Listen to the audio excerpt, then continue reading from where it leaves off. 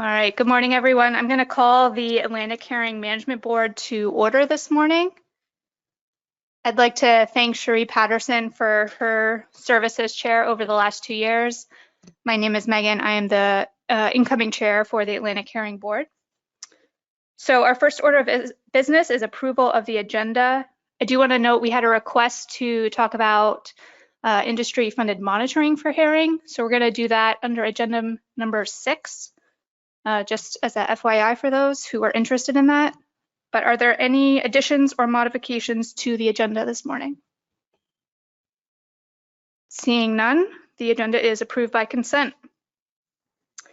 Next is approval of the proceedings, and these would be from October 2021. Are there any edits to the proceedings? Seeing none, the proceedings are approved by consent. So next is public comment, and this is for items not on the agenda. So we'll look for raised hands in the room and also on the webinar. No. All right, seeing no hands, we are going to assume that there's no public comment this morning, and we will move on to agenda item 4, which is review of the 2022 Atlantic Herring Management Track Assessment and Peer Review Report. Dr. John Doroba from NOAA is going to present an overview of the 2022 track assessment for Atlantic herring, so I will pass it off to him, and then afterwards we'll take questions and comments. Thanks. Can you confirm you can hear me okay? Yes, we can hear you. Thank you. All right. You can move on to the next slide.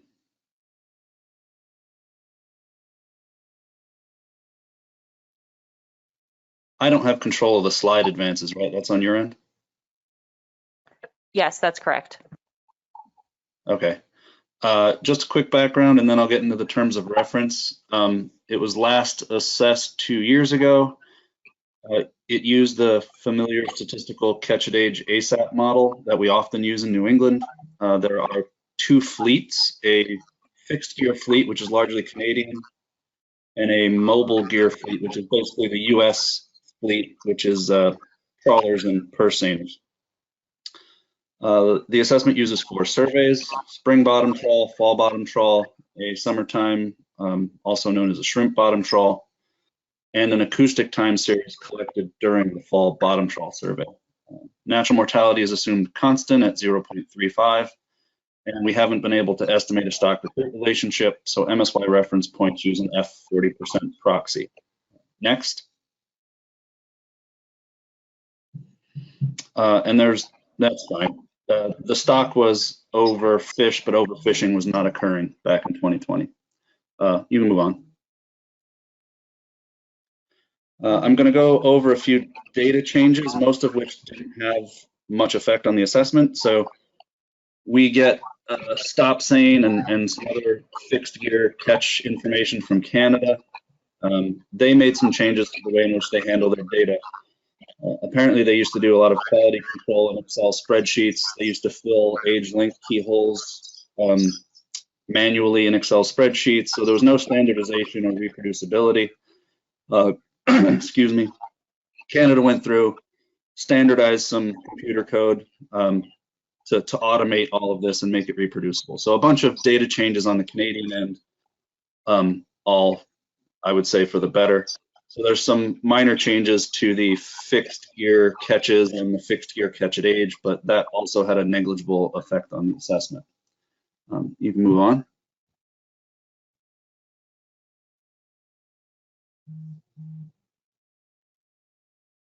Anyway, here is the catch time series. So the mobile fleet, perfect, thank you. Mobile fleet in black and the fixed fleet, which is largely Canadian, in purple. I won't interpret that for you. I think you're probably all capable of seeing the same things I am. Next. This is the age composition for the mobile fleet, which is the US fishing fleet. So again, just trawls and purse seiners for the most part. And you can see as you go from large bubbles that occur in the sort of upper left or left portion of the of the graphic that you can track those cohorts as they go down to the right through time. And for the most part, we haven't had any cohort tracking or any sign of large cohorts for quite some time, maybe since about, let's say, 2011. Next. This is the age composition for the fixed fleet, and you can see that fleet catches almost exclusively age 2 fish. Thank you. This is term of reference 2, which was evaluating indices used in the assessment. The one minor change we made here was to use NMFS spring and fall bottom trawl survey catches using tow-specific measured distance. So we used to assume, that every tow had the same effective tow time, but that's not true. And since the use of the Bigelow, we can now do tow-specific calculations and account for the fact that each tow isn't fishing effectively for the same amount of time. Again, that had a negligible effect on the assessment. Now you can move on. There's the survey trend from the spring bottom trawl survey. Not a trend you like to see. Next. That is the age composition from that survey. So similar to the mobile fishery catches, you can track cohorts through time, and you can see we haven't really been able to, we haven't seen a good cohort in some time. Again, probably since about 2011. Next. This is the fall bottom trawl survey. So again, you see some very low observations in recent years, not something you want to see. Next. There's the age composition for the fall bottom trawl survey. So a similar story to the other age comps that we've already looked at. Next. This is the summer or shrimp bottom trawl survey. Similar story in terms of recent low observations. Thank you. We did make a change to this data set. Herring ages typically were not collected during this survey. So on the left, what we used to do is take an average of the spring and fall bottom trawl survey age length keys and use that to derive age composition. We now have 3 years of age data collected directly from this survey, and that's what you're seeing on the right. So rather than borrow age length key information, I'm using the age data collected from this survey directly. And if you advance the slide, on the left is the selectivity curve estimated from averaging age length keys from the spring and fall. On the right is the selectivity curve using the age data collected during the survey. And even though that selectivity shape is quite different, overall this also had a negligible effect on the stock assessment. You can move on. And this is the acoustic index that is collected during the fall bottom trawl survey. And again, some relatively low recent observations. You can move on.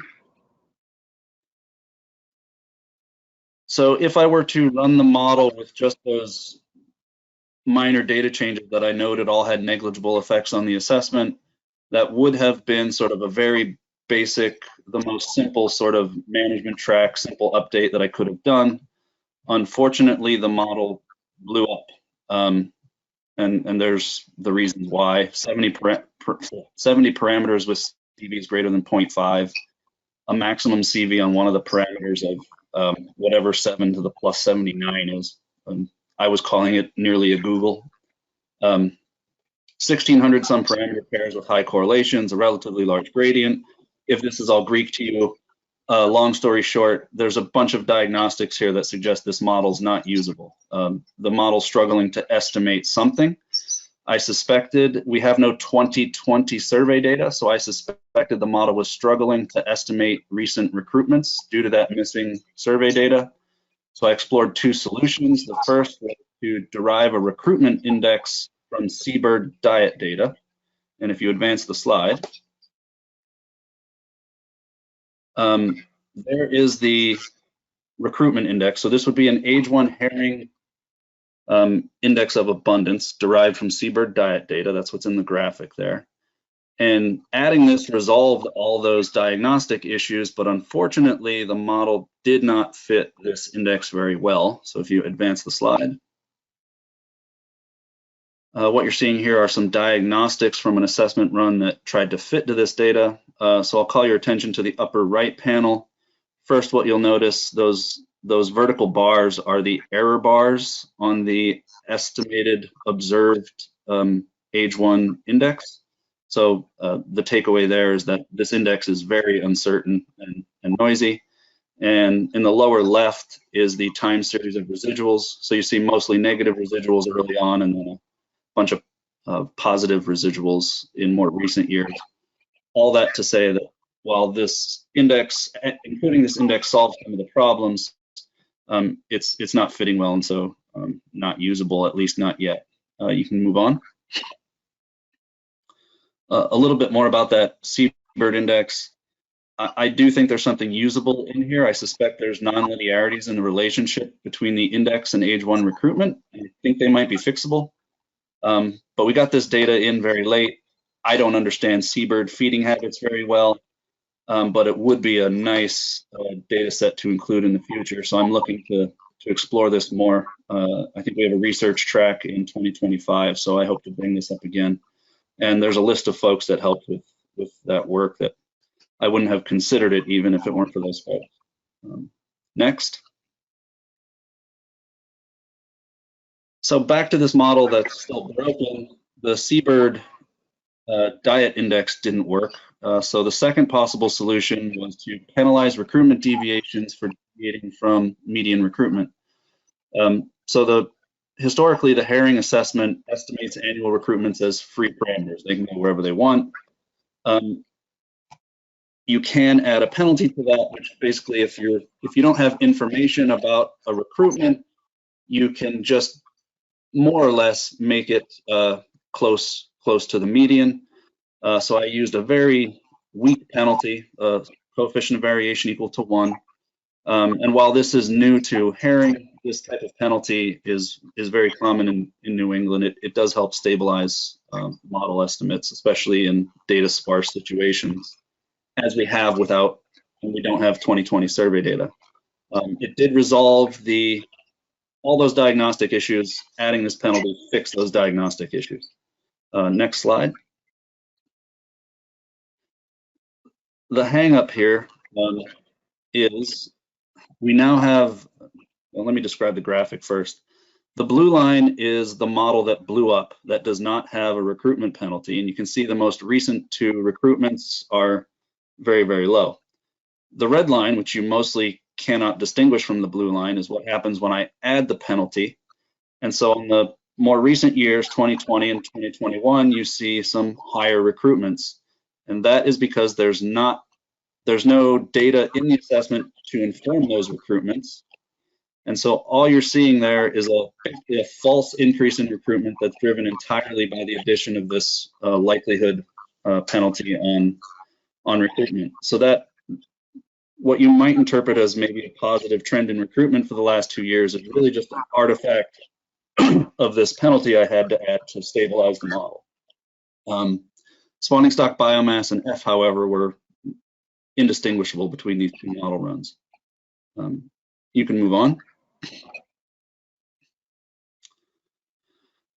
Here's the retrospective pattern for this model fit. So that model fit with the recruitment penalty is what was put forward as the final model. This is the retrospective pattern for that model fit. The top row is fishing mortality. The bottom row is spawning stock biomass.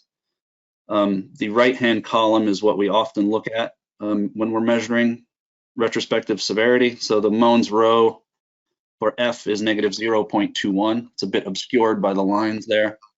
And the Mohns row for SFB, you can see in the lower right, is 0.447. You can move on. This is the time series plot of total biomass, spawning stock biomass, and exploitable biomass. Next. This is the time series of fishing mortality rate. So the black line, F.dot report, is the average F over ages 7 and 8, which are fully selected by the US mobile fleet, and that's what we use for stock status and such. So the black line is the one you want to pay attention to. Next. Here's that recruitment time series again. And again, you see a positive trend in the last 2 years, but again, that's driven almost entirely by the likelihood recruitment penalty I had to add in order to stabilize the model. Next, thank you. So on to term of reference 4, which was biological reference points. Just a review of what used to be done, and to some extent still is. Life history traits like maturity at age, weight at age, just use a recent 5-year average when you're calculating reference points. Next. Selectivity equals that from the US fleet. Next. And we use F40% as a proxy for FMSY in long-term projections used to derive the SSB proxy. Recruitment was sampled from the full time series of estimated recruitments. And for the calculation of reference points, we used to just set the fixed gear fishing mortality to 0. So basically ignore the fixed gear mortality source when calculating biological reference points. Previous reviewers did not like that, so I changed it for this management track. And so when calculating the biological reference points, I now set the fixed gear fishing mortality rate equal to its 10-year average, the most recent 10-year average, which equaled 0.13. Next. So the top bullet is the reference points as they were in 2020. If I were to make no changes to the way in which reference points were calculated other than to update the data, the middle bullet is what would have what the reference points would have been. So an F40% of 0.5 and an SSB proxy that was slightly lower than in 2020. When I add some accounting for the fixed gear fishing mortality rate, the F40% is still 0.5, but you can see the SSB proxy comes down quite a bit due to that new accounting for the fixed gear mortality rate. Next. Looking at the bottom set of bullets here now, we reconsidered the recruitment stanza to use the biological reference points. We've had an unprecedented string of lousy recruitments in this stock, as you saw. So using the full-time series of recruitments for reference points was just indefensible. We considered a couple alternatives. One was to just use the really poor recruitments since 2013. And we rejected that idea simply because it's too short of a time frame. That's not even quite a full generation time for herring. So the second thing we tried was to disentangle, disentangle the effects of environment and spawning stock biomass on recruitment and look for an environmental signal that might tell us that something in the environment changed, and we could use that to define a different recruitment stanza. So next. So what I did was conduct a change point analysis on the recruitment and recruit per spawner time series. I applied all the analyses to estimates from 65 to 2019. So I excluded those last 2 years of recruitment estimates because again, those estimates were driven almost exclusively by the recruitment likelihood penalty. And I limited the number of change points across that entire time series to 3 so that any block of time, and this will make sense hopefully on the next slide, would include at least 2 to 3 generations to make sure we had a relatively long or relatively enough generations and enough years in each time series. So next.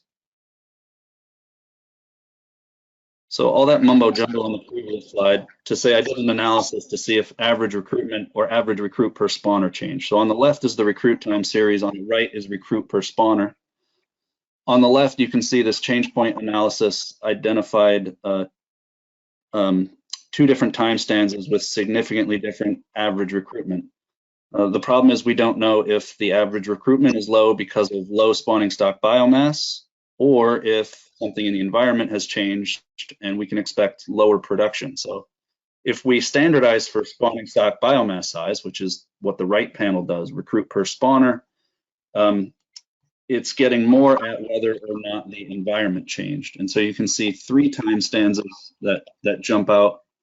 And since 1992, the average recruit per spawner has been much lower than it was from 77 to 91. So all that to say this, the panel on the right here is telling us that something about the environment since 1992 leads us to believe that the amount of recruit that we'll get, the number of recruits we'll get per spawner is going to be lower than it used to be in the 70s to the early 90s. And so we're going to, instead of drawing recruitments from the full time series, we're only going to draw recruitments from 1992 to 2019.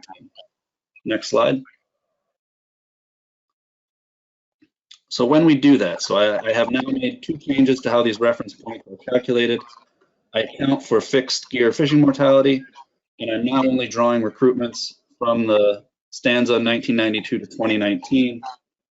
And there you see the bottom bullet are the new reference points. And these are the reference points that are now, I'll say, official. So you can see the spawning stock biomass proxy is quite a bit lower than it otherwise would have been because we're selecting recruitments only from a more recent time period. Next.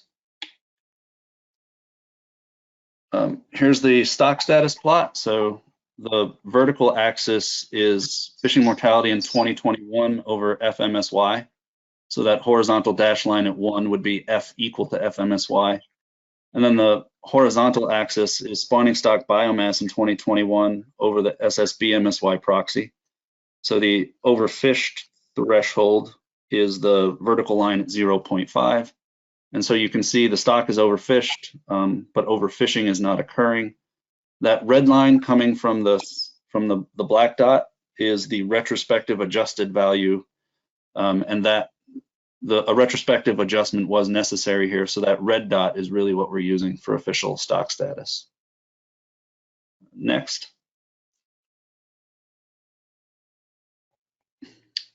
Short-term projections.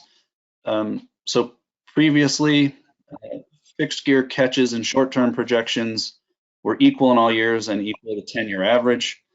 The mobile fleet fishing mortality rate, which is the US fleet, was specified based on the New England Council's harvest control rule, and recruitments were drawn from the entire time series again.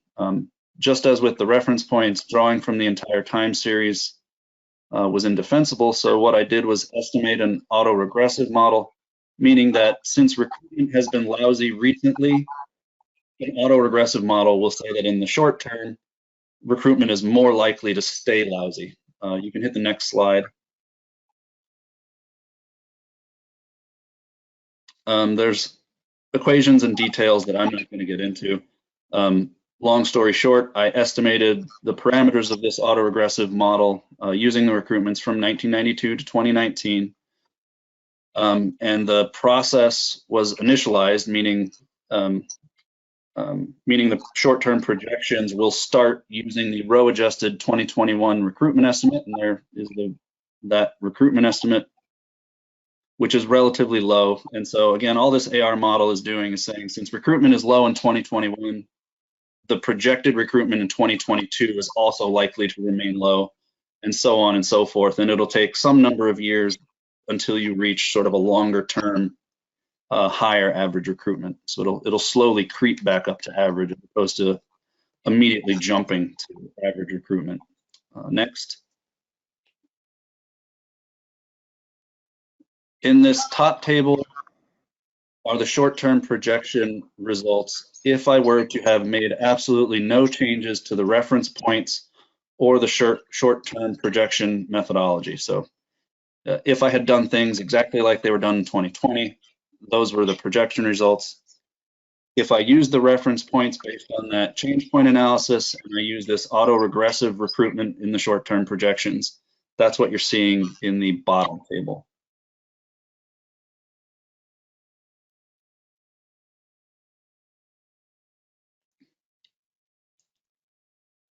You can move on whenever you think people have had enough time to stare at that. Term of reference 6 was report on previous research recommendations. Back in 2020, it was suggested we account for fixed gear mortality when doing biological reference points. As I said, we did that. The SSC last go round suggested we consider autoregressive models for short-term projections. As I said, we did that. Next slide.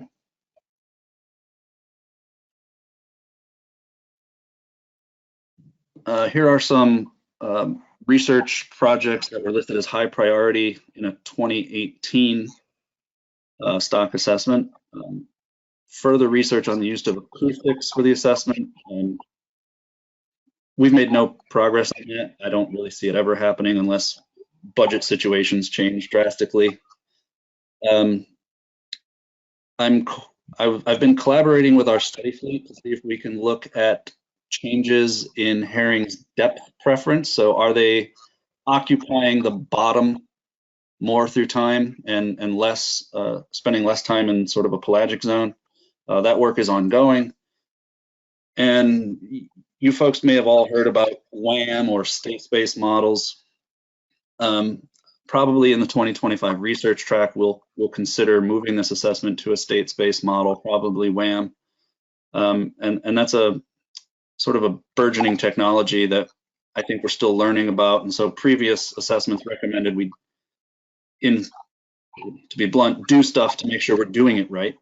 And there's all sorts of local, national, and international projects looking at the performance of state space models, including an ongoing research track at the Northeast Center. Next. So what did the review panel say? In summary, the stock assessment was accepted. They made several recommendations. I picked out a few key ones here. They made several suggestions, relatively simple ones for how data are handled, so including continued otolith collections from that summer spring survey. It wasn't clear why missing the 2020 survey data had such a large impact on the performance of the model, or the lack of performance in the model, I should say. And so exploring why that was recommended. I did that change point analysis on recruitment and recruit per spawner, which might tell us that the environment has changed since 1992, but it doesn't tell us exactly what has changed. So they recommended exploring some mechanistic relationships. I got the impression the review panel was pretty happy with the way we went about defining the recruitment time stanza for reference points, but they recommended continued consideration of what we would call a dynamic reference point, and continued work on that eBird age 1 recruitment index. Next. And that is all I had. Great, thank you, John. Appreciate the presentation. It looks like there were some important changes to the recruitment assumptions here that feed into both the reference points and projections. So I think that's important for the board to see. We'll start with questions. Any questions from the board? If you're in person, you can just raise your hand, or on the webinar, raise your hand virtually.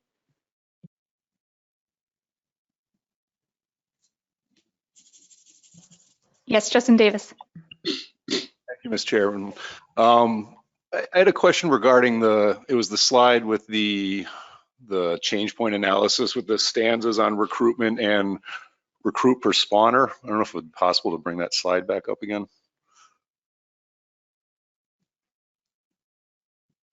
John, do you know which slide it is? It'll help Maya to navigate the slides. Yeah, give me one moment. Slide 30. And then one more thing, John, when you're not talking, it'll help on our end to have you muted just so there's no feedback in the room. I'm happy to remain as quiet as possible.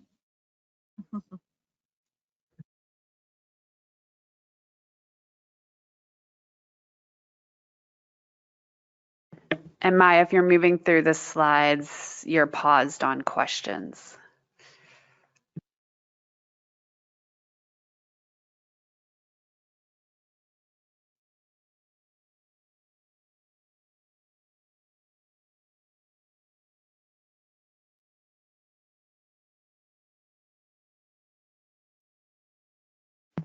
Great, thanks. So my question is in the figure on the right, which is the stanzas of recruit per spawner, that estimate all the way on the right, the sort of spike there in that terminal year. I'm wondering, is that a product of that model artifact high recruitment that came from using the likelihood penalty on recruitment? And if so, I'm wondering, is that driving why those later years are included in the same stanza as 1992 up to, I guess it's about 2010 or so? I was just curious, looking at this, it seemed like other than that estimate in that terminal year, it looks like in recent years we may have entered even another stanza of even lower recruit per spawner. And so I was just curious why the change point analysis maybe didn't identify that, you know, those most recent years as a new stanza. So that terminal point, I actually excluded the 2020 and 2021 estimates that were highly impacted by that recruitment penalty. So that terminal point that you see as a sort of above the red line that's relatively positive has nothing to do with that likelihood penalty. So it does tell us that at least since 1992, even though average recruit per spawner is lower, it is still possible to get at least slightly above average recruits per spawner, despite that whatever change happened in 92. And I suspect the change point analysis didn't identify, let's say since 2010, didn't identify that as another stanza because I limited the number of change points to 3. Again, so that each stanza would have at least 2 to 3 generation times within it, as opposed to identifying, if I allowed 15 or 20 change points, it would identify significant differences in 3-year blocks, which isn't very helpful.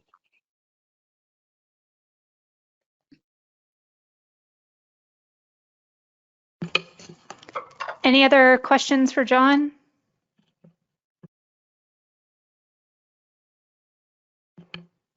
All right, I think that's it. Thank you, John, for the presentation. We appreciate it. And I invite you to stick around for the rest of our meeting. We're going to be talking about portside sampling next, which obviously may have some impacts on the assessment. So if you have time and can stick around, that's great. I will plan to stick around. I have a sick wife who is watching our kid. She wasn't able to get our kid to daycare this morning because she felt so crappy. So I will probably sign off at some point, but I will stay on at least for another half hour or so. Thank you. Tell your wife we thank her for her service this morning. Thanks for listening. Yeah, and just for the board, the SSC is meeting this week to develop recommendations for the 2023-2025 specifications. So I think that's on Thursday, and then the council will consider those at their September meeting. So those are our next steps. So we're going to move on to Tony.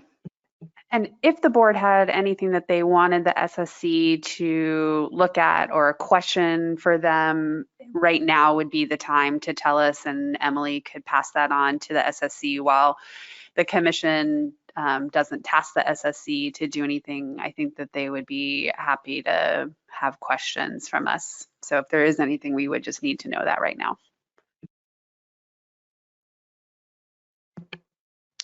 If there are no hands, then we'll assume there are no comments for the SSC.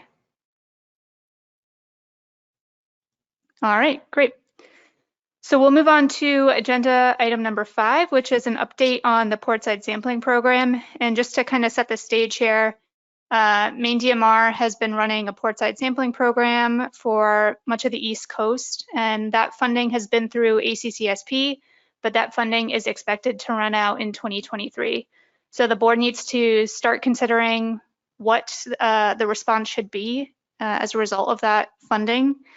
So we have Matt Cieri from Maine DMR, who's going to provide an overview of DMR's portside sampling program and the status of the program funding. And I'm hoping that this is an opportunity for everyone to get a brief refresher on what that program is, and then we can talk about next steps after the presentation. So Matt, I will turn it over to you. Great, thanks. Can you guys hear me? Yes. Okay, cool beans. So yeah, I'm going to talk about the portside biological and bycatch sampling for Atlantic herring, where we've been and where we are and where we might be headed. So the next slide, please.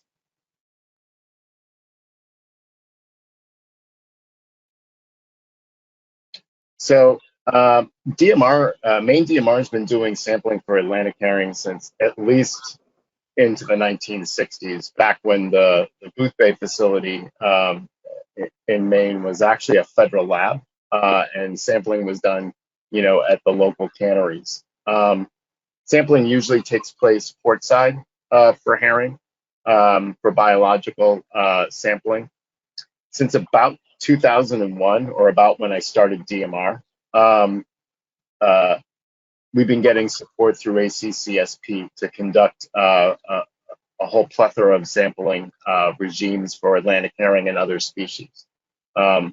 This project was expanded to mackerel and bycatch in 2004, and then expanded to menhaden in 2010 when they started to show up. Since about 2016, most of the cost has been pretty much just supplies, use of a vehicle, etc., and has been fairly cheap, ranging between $23,000 and $26,000 a year. And there's 4 main data products that we supply from this project. Next slide, please. The first is the biological sampling of Atlantic herring. It's based on VMS pre-landing reports from federally licensed, from federal harvesters, and the range is between New Jersey and the Canadian border. The idea is to get 50 fish samples, which are generally frozen, 2 samples per gear type per statistical area per biweekly period over the entire time frame in which the fishery runs. So that usually works out to be about 1 sample for every 200 to 350 metric tons. The samples are brought back to the lab for later analysis, which I'll get into in a little bit. And then all the data are housed and analyzed at Maine DMR, and then are used as a primary input into John's, assessment and the updates. But a little bit more on that later. Next slide, please. So the second sampling product that we provide is spawning sampling. Again, this uses the VMS pre-landings reports to track vessels to make sure that they're fishing in the areas that we want to have samples from. Generally, this is between August and November. We pretty much stay fairly close within the state of Maine for this, as most of the spawning area closures, as you guys know, are within the Gulf of Maine, but we sometimes do sampling in New Hampshire and Massachusetts.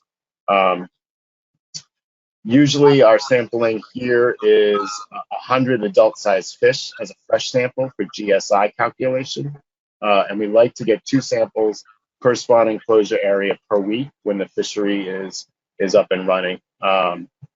And these fresh samples are used for closing and then reopening ASMFC spawning management areas, particularly in the Gulf of Maine. Next slide, please. The third data product is bycatch sampling, and that was added in a few years ago, as I alluded to earlier. And this is conducted portside. Again, it's based on VMS pre-landings report with a range between New Jersey and the Canadian border. And here, what we're doing is we're systematically subsampling at time intervals offloads that are happening, particularly to monitor for river herring and haddock bycatch quotas, and to determine overall bycatch composition. And this is done pretty much all year. Next slide, please. And then we do a host of other sampling. In particular, we do menhaden sampling, where we grab scales and take some data for Beaufort and then ship the scales down to the Beaufort lab for use in that assessment.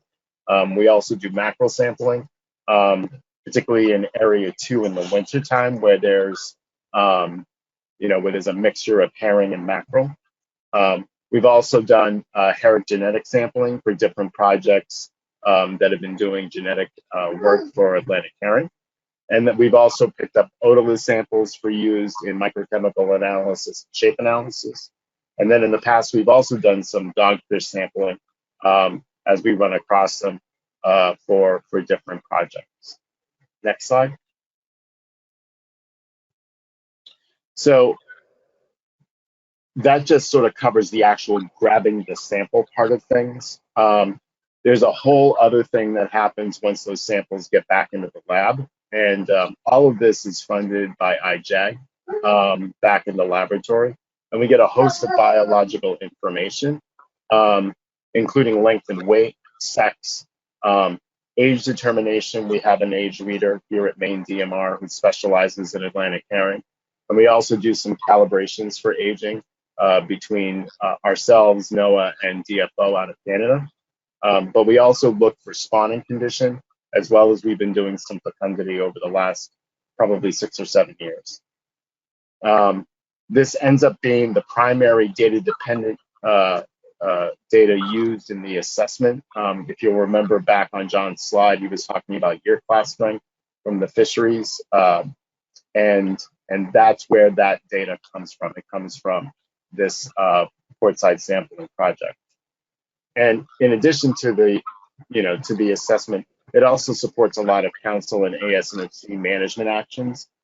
For example, when managers want to know what the impact of a particular closed area or some sort of management measure might have on the size and age of the fish caught, this is where that data comes from. The next slide. So overall, the DMR project with funding from ACCSP has provided really excellent results. It's fairly low cost and covers the fishery generally between New Jersey and the Canadian border, which is the bulk of the landings. A few years ago, we did a comparison between the port side bycatch sampling and at-sea observers, and they lined up fairly well, particularly for small-bodied fish, things like river herring and small haddock. The use of VMS pre-landings is actually kind of novel in this sort of approach, and we think it's actually a really good, it's really a good mechanism.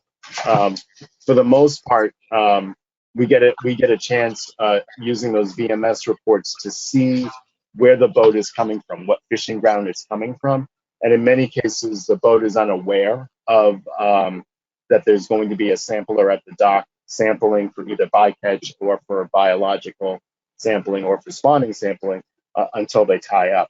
And in addition, we've supported a myriad of other projects as a platform to get things like genetic samples and odorless samples from a variety of different species. Next slide. So as Megan suggested, this program will be ending in 2023. We have enough money to go through January 1st, 2024, and we may have some additional money depending on how we spend things between now and then. But that's sort of to be determined, and it's kind of up to the finance people about rolling over. But even if we do, it would only be for a certain number of months. After that, my understanding is that DMR will continue to collect biological sampling and spawning samples from landings that occur in Maine. And of course, we'll collect menhaden samples per the obligations of the FMP. But in general, we will be unable to conduct sampling out of state or to conduct the portside bycatch sampling or to do mackerel sampling. Again, as that tends to be more in Area 2 in the winter. Next slide. And because the lab activities are actually covered under a separate grant, we will certainly process any samples that we get from other states or from other projects in order to help fill in some of the gaps. So it's the sample collection part where the money is ending. whereas the laboratory part will still continue. About 50% of the coastwide catches landed in Maine, even in the most recent time frame.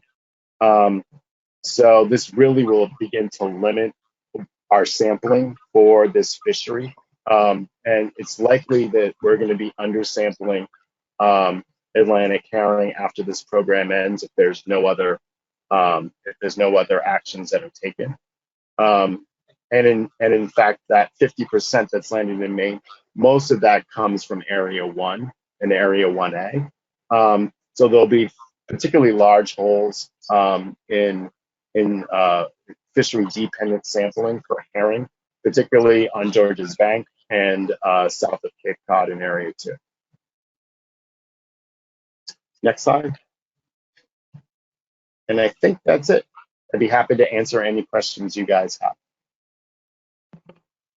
Great, thank you, Matt. So we'll start with questions, but as people raise their hand, maybe I'll turn it over to John DeRoba quickly if you want to provide any comments or sense of potential impacts to the assessment from reduced portside sampling, if you're still with us.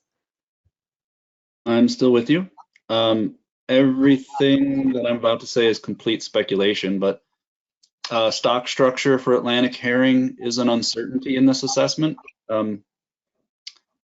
We know there's discrete spawning on Georges Bank and in the Gulf of Maine. So any restricted sampling that becomes limited in space would limit our ability to evaluate that impact in the future.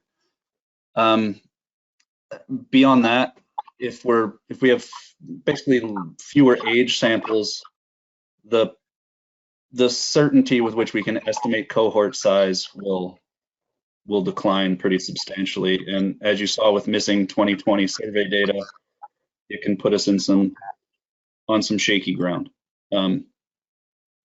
But yeah, that's it. I mean, you can kind of infer the outcomes, but at this point, I can't say anything definitively. It's all guesswork. Thank you, John. So are there we'll start with questions on how the portside sampling program works. Any questions for Matt? Yes, Bill Hyatt. Just, I want to make sure I'm remembering correctly what was presented. Is this really an issue over $30,000 or roughly in that neighborhood? Yes, I believe that is yeah. the amount. Oh, Matt, go ahead. Sorry. It's actually usually below 25. It was substantially more earlier on before 2016 because we had somebody on payroll that was coming off of this grant. But Maine DMR decided that it was in its best interest to pick up that person as part of our funding, and so we fund the person.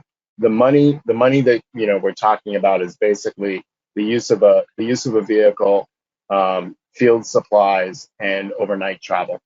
That's it. Any other questions for Matt? Yes, Justin Davis. Thank you, Madam Chair. So I guess to follow up on Bill's question, Matt, I'd just be interested in your perspective on, has that level of funding in the past sort of been adequate to meet, I mean, it's tough to say, but to meet the objectives for the sampling program? I guess I was struck too by the low price tag, and I just wonder if, is it sort of, it allows an amount of sampling that's adequate to provide some data to address the questions relative to herring biological sampling or river herring bycatch, or is there a sense that, well, more funding would be needed to provide the data that's really needed to meet those objectives? I guess I'm just looking for sort of an assessment of, is that level of funding adequate? Actually, it probably is. We've been doing this work for, like I said, with this sort of funding level since 2016, even when the fishery was running a lot higher than it is now. In fact, we've been spending a little bit less money, of course, as you can imagine. The herring fishery is already closed within 1A. And so, as the fishery, given the low spot it's in, it's more than adequate. And even if it ramps up quite a bit, that's, $25,000 is a lot of hotel rooms and meals, I guess is the best way of putting it. So it seems to be adequate. We've been at that funding level and have basically been covering the fishery fairly well. Okay, thank you, Matt. And I'm hoping here, the low price tag, I hope means that this is something we can easily solve as a group. So we'll talk about next steps after a few more questions. Connor McManus. Thank you, Madam Chair, and thanks for your presentation, Matt. Just thinking through the logistics a bit, and perhaps this has already been explored, but is there possibly a way to enhance new or increased effort or collaboration with states to help collect some of those samples? I'm thinking in Southern New England with Area 2. Are there tools that would allow for perhaps increased collaboration as well as cost savings? Yeah, I mean, certainly. During the pandemic, the other states were really good because we couldn't travel out of state very much, given our travel restrictions. I will say, of course, that when you're talking about funding a project, you're talking about for something like this, that becomes the priority.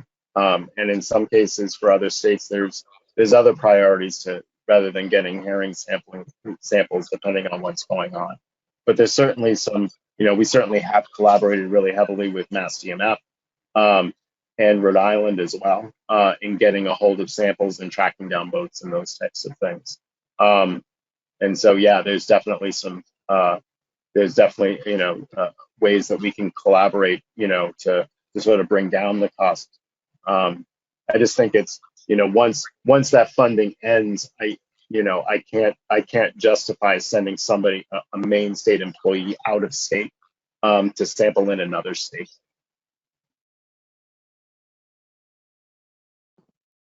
Connor, are you all set? Yeah, I thank you for that, Matt. And I guess I'll hold other comments until we discuss next steps. Thanks. All right, any other questions for Matt?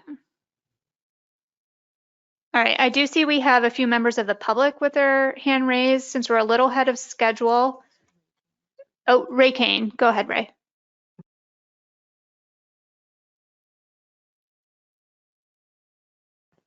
And Ray, you just need to unmute yourself on your end. Thank you. I'm sorry about that. Thank you. So Matt, this past year, I understand Area 3, they filled that TAC in no time whatsoever. And I don't really know how much herring fishing went on in Area 2. So when you speak about the low cost of this program, which I agree, and I think we should find funding to continue it, what happens with the excess money, like from this year? Like they've shut down, I believe, today in 1A. I think it was very limited in 2. So is there any surplus money from this year's budget that we could move forward? And that's what I was talking about as far as maybe being able to extend it a few months afterwards. You do also have to understand that the ability to roll over money because these are managed as federal grants is severely limited. So lots of times any money that we haven't used, particularly during the pandemic, we were able to roll over some and extend it, but in many cases, it just simply goes away for us. Well, thank you for the explanation. So I presume this whole presentation, I believe it's been funded for the past 10 years, ASMFC has funded this program, or longer?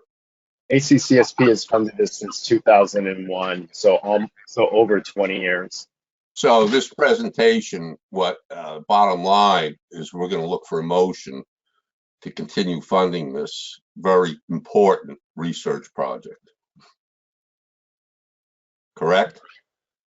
Ray, this is Megan. I think we're going to talk about next steps in just a few moments. So maybe I'll have you hold that question and comment and we'll get back to that. Thank you, Megan. Thank you, Matt. All right, so as I mentioned, we have a few members of the public with their hands raised. At this point, I'm just going to take questions. So Pam, did you have a question you wanted to ask? I did have a question. Thank you, Madam Chair. Can you hear me okay? Yes, we can.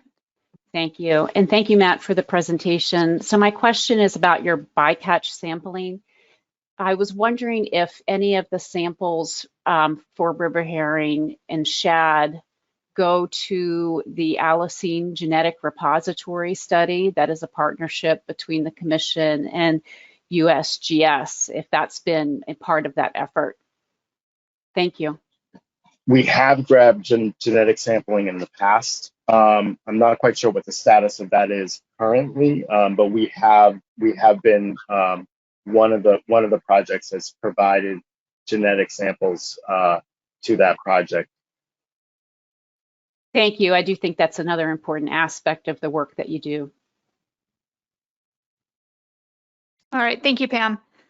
So let's move into a discussion of next steps. And at least from my perspective, I think there are kind of two outcomes here that we could try and pursue. As people have alluded to, it's not a huge chunk of change we're talking about. So one option is to try and find funds that will cover that money and keep the same format where DMR is collecting and analyzing the samples. I think the other option is to consider something like a Menhaden-esque approach where each state is collecting the samples and then sending them to DMR for analysis, because again, that analysis is on a separate grant. So those are kind of the two ways that I see the board to try and address this. But I'm happy to at least have an initial conversation. We have some time, but I don't expect any decisions today. I think maybe the best path forward is, as a chair, request that Emily help us coordinate some discussions with the states over the next few months to kind of assess what the best path forward is and assess what some of the funding opportunities may be. So Ray, to your question previously, I don't think we need a motion today, but if anyone has any reactions to those two paths, we can take those comments. And Melanie Griffin. Thanks, Madam Chair. Yeah, as you just kind of distinguished, that's what I was gathering from this presentation, that there's some aspects of this portside sampling program that can continue to be funded without problem, thinking that lab analytical work that Matt presented, but the real budget shortfall is that collection of herring and mackerel biological and spawning samples from non-main landing. So I know in the past, Massachusetts has been supportive of collecting its own samples in state. So I definitely could see that as one path forward where we would carve off those sampling costs and processes by state, that more collaborative process that folks were talking about. Certainly that could be a more efficient administration given conceivably it would reduce some of these costs, those travel costs. But there are plenty of details that would need to be ironed out. One particular one I know that we've struggled with in the past is including some kind of VIMS access to refine port sampling. So I think those are really important conversations if we want to pursue this path. And I like that idea of having some follow-up meetings amongst the state agencies to really roll up our shirt sleeves and see what that might look like if that kind of path forward is what we want to do. So I guess that's just to say I am supportive of having that conversation. Thanks. Thank you, Melanie. Ray Kane. Yes, I support what Melanie just stated, and we have to keep in mind that the range of states would run from Maine to Jersey, if I'm not mistaken. Fisher landed in Jersey out of Area 2 in the wintertime. And also, would the vessels that land 6,000 pounds or less be included in this research? Thank you. Thank you, Ray. Any other comments on the suggested path forward of, I think we have two options here, and then a subsequent meeting with the states, Eric. Yeah, thank you, Madam Chair. So, okay, the states are going to talk about how they can fund it. I'd like to know from the service what they can do for funding once it runs out. Is there anybody at the service that is working on this project, or is it going to fall all on the states?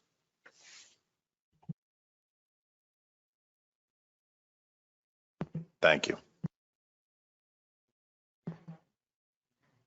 I don't know if anyone from NOAA wants to answer that. Otherwise, we'll get you an answer later.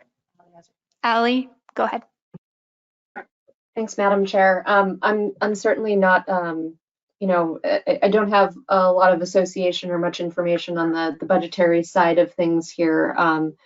As we're likely discuss under as we're likely to discuss under a subsequent agenda item, we have our own funding issues with continuing funding the industry-funded monitoring program. So I'm not sure that it's realistic to assume that if we can't fund industry monitoring, that we'd be able to take on this program. But I'm happy to take this topic back to folks in my office and chat with folks. Thank you, Ally. Any other questions or comments, Bob? Thank you, Madam Chair. Just a comment. I think the state conversation about state conducted sampling is a good long-term solution. There may be some money within a cooperative agreement that we have at ASMSC with NOAA Fisheries that's kind of left over, what we call plus-up money from about 4 years ago.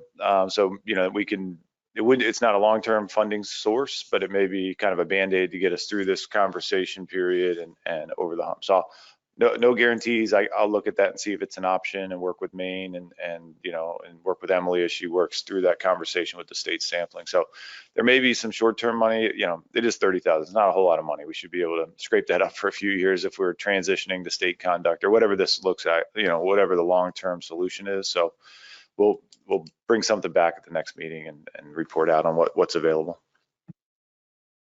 Okay, great. Final call for any comments. Justin. Thank you, Madam Chair. So just to clarify, there'll be some follow-up after this meeting, you know, sort of emails or something to get the states talking about how to approach this. Yeah, I'm going to ask Emily probably early this fall to try and schedule a webinar meeting with the state agencies so we can discuss how we want to move forward. It sounds like there may be some interim funding that could tie us over for a little bit, so that's good to hear.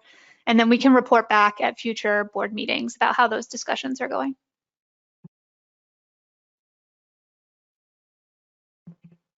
All right, seeing no other hands, we're going to move on to agenda item 6, which is an update from the New England Fishery Management Council. So we have Dr. Jamie Cornan here, who will provide an overview of the council hearing priorities and the discussion from the June 2022 council meeting. And really the purpose here is to help improve communication between the commission and council on herring management. And at the end, we'll hopefully have some time for questions. So Jamie, I will pass it over to you. Thank you. Good morning, everyone. I have been in this role for about a month now, covering the herring plan. And prior to that, Dr. Rachel Feeney was serving as the interim plan coordinator. I will be serving in this role at least through the September council meeting, and I will do my best to answer your questions about what I have to present today and the council's work on herring. Next slide, please. One of the big tasks that the council undertook was developing a rebuilding plan for Atlantic herring after finding out that the stock was overfished. That rebuilding plan has now been approved. It's in Framework Adjustment 9, and the effective date of that plan is August 18th of this year. You'll find that final rule published in the Federal Register in mid-July. What this rebuilding plan does is it takes the council's control rule and continues to use that as a way to set an F rebuild. And based on the rebuilding plan that was developed at the time, the projections indicated rebuilding within 5 years, and that would be by fishing year 2026. It assumed long-term average recruitment in those projections. If you're not familiar with the council's control rule for herring, it's biomass based. And when biomass is greater than the ratio of SSS at spawning stock biomass to spawning stock biomass at MSY, when that's greater than 0.5, then the maximum fishing mortality allowed is 80% of FMSY. But as biomass declines, so does fishing mortality in a linear fashion. And if biomass falls below 0.1 for that same ratio, then the ABC is set to 0 and there's no fishery allocation.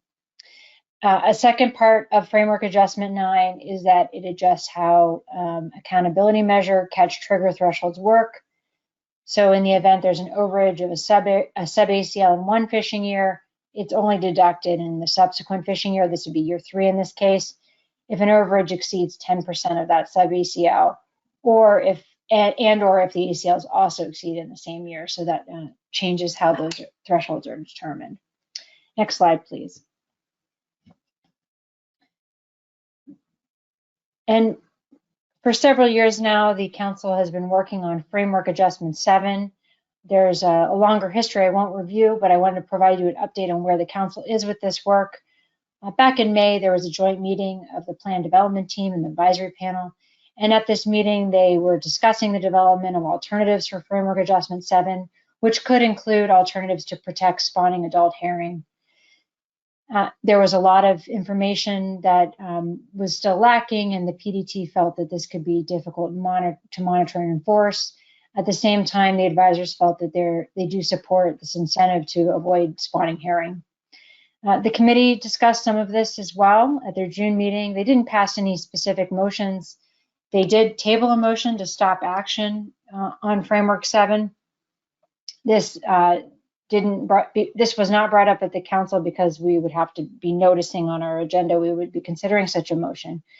But at the time, the committee did feel that postponing work over the summer would make sense, and asked the council, does this make sense for postponing the work on this action until September? So we'll be discussing this again on the plans for this framework at our September or future meeting. But right now, everything is on hold for developing any kind of spawning protections on Georges Bank through this framework adjustment. Next slide.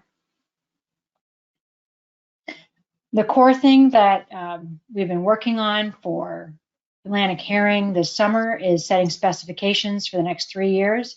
You heard Dr. John DeRoba provide a presentation on the results of the stock assessment. And then on Thursday, our scientific and statistical committee will convene to discuss recommending overfishing limits and acceptable biological catches for the stock for the next 3 years. That meeting has been preceded again by the peer review, and then two meetings of our plan development team to develop recommendations. All of those reports and information are now available on our website. If you are wanting to know where that is, I'll share that with Emily and she can share all the details of that meeting. If you plan to join that meeting, it is available by webinar. We're expected in this action to set overfishing limits, ABCs, using the control rule and the rebuilding plan. And then there's a number of pieces, elements of the flow chart, if you will, that go into the specification setting process, including management uncertainty, annual catch limits, the management area-based sub-ACLs, and river herring and shad catch caps. There are also some other components that get set through specifications. We anticipate that our advisory panel and committee will meet on September 23rd to make recommendations on their preferred alternatives. That'll also be a meeting by webinar. It's on a Friday. The AP will be in the morning and the committee will be in the afternoon. And the following week, the council will take final action on specifications at an in-person meeting in Gloucester, Massachusetts, which is also available to the public by webinar for participation. Next slide, please. Lastly, I was asked to provide a brief update on industry funding monitoring. I think that NOAA staff will provide greater details, but what we heard back earlier this year is the concerns about not having the funding identified for the program, specifically to administrate it. And in May, our advisory panel met and they discussed potentially initiating an action to revise the weighting approach in the industry-funded monitoring program to address the shortfall for the herring fishery. In June, the committee didn't make a specific motion and our council didn't take any action in June. We did discuss the issue. So presently the program will be on hold past April 2023 without federal funds. There is a provision of the program that there is a required program review that would begin in 2023. And so I think the service can provide greater details on the status of the industry funded monitoring program. But at this point, the council did not decide to take any specific action at its June meeting. That concludes my presentation, a brief update, and thank you for the opportunity to present today, and hope I can answer any questions you may have. Thank you, Jamie. So we'll start with any questions from the board for Jamie.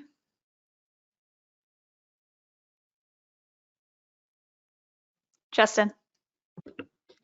Thank you, Madam Chair, and thanks for this update.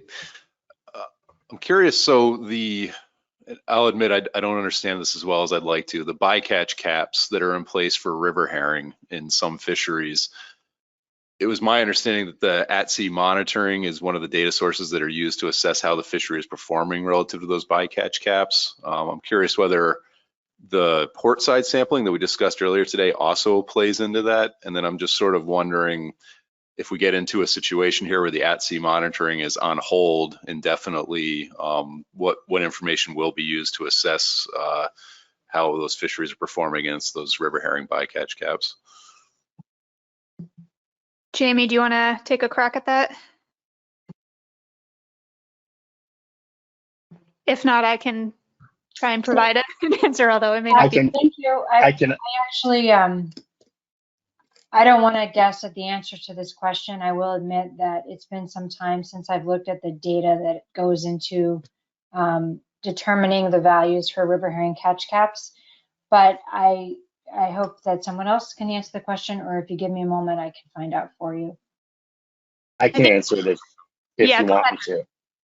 So yes, the portside sampling, the ACCSP funded portside sampling does feed directly into the river herring and haddock bycatch caps. We forward that data on, to NOAA as we get it.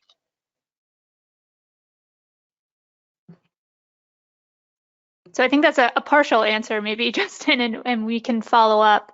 I think I'll just highlight